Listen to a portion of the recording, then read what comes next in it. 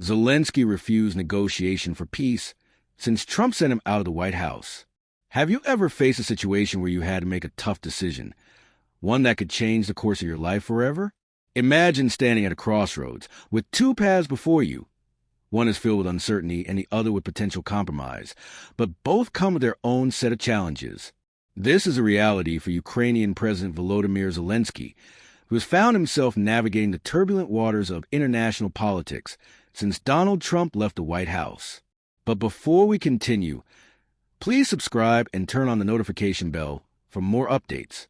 Let's rewind to January 2021, when the world was still reeling from the chaos of the Trump administration. Zelenskyy, a political newcomer who had captured the hearts of many with his charismatic leadership, found himself at a critical juncture. The question on everyone's mind was, what would happen to Ukraine's relationship with the United States?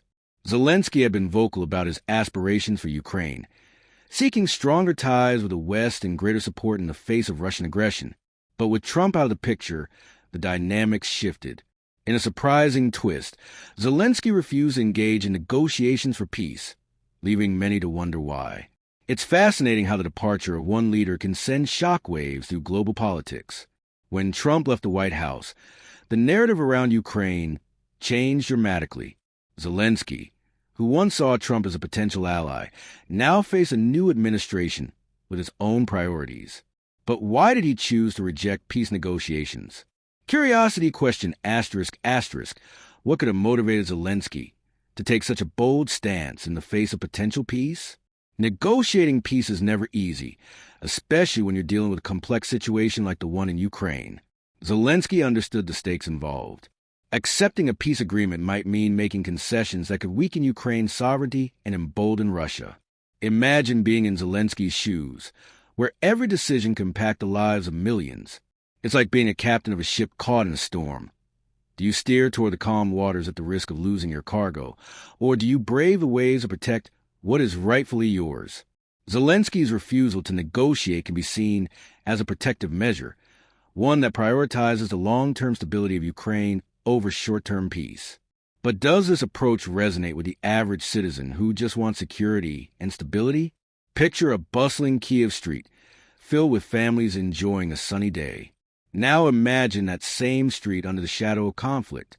The stakes are real, and the decisions made today will shape the future.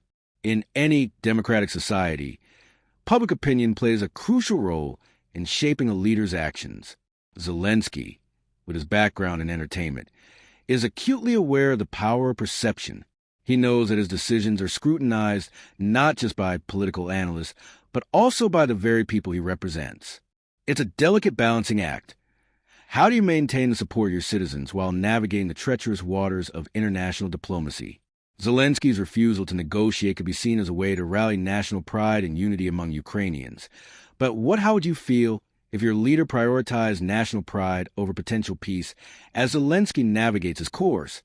He must also consider the broader implications of his decisions on global politics. The relationship between the U.S. and Ukraine is significant, but what about other players on the world stage? In the realm of international relations, alliances can be both a boon and a bane. Zelenskyy's refusal to engage in negotiations may have implications for Ukraine's relationships with other countries.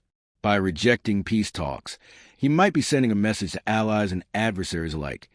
Ukraine is standing. Think about your own relationships. Have there been times when standing your ground strengthened your bonds with others? So, what does the future hold for Zelenskyy in Ukraine? Will his refusal to negotiate lead to a stronger nation, or will it escalate tensions further? Zelenskyy's stance could rally support from those who see him as a leader willing to fight for Ukraine's sovereignty. However, there are risks involved. The longer the conflict persists, the more it drains resources and morale. Sometimes the hardest choices lead to the greatest transformations. What could this mean for a nation like Ukraine, which has already faced its share of trials? As we reflect on Zelenskyy's journey since Trump left the White House, we are reminded of the complexity of leadership and the weight of decisions. His story is not just about politics. It's about the resilience of a nation and the fight for identity and sovereignty. What do you think? Should leaders prioritize peace negotiations Or is it more important to stand firm on principles? Share your thoughts and engage in this important conversation. Together, we can explore the nuances of leadership and the impact of decisions on our world. Let's keep the dialogue alive. What lessons can we draw from Zelensky's experience, and how can they apply to our own lives?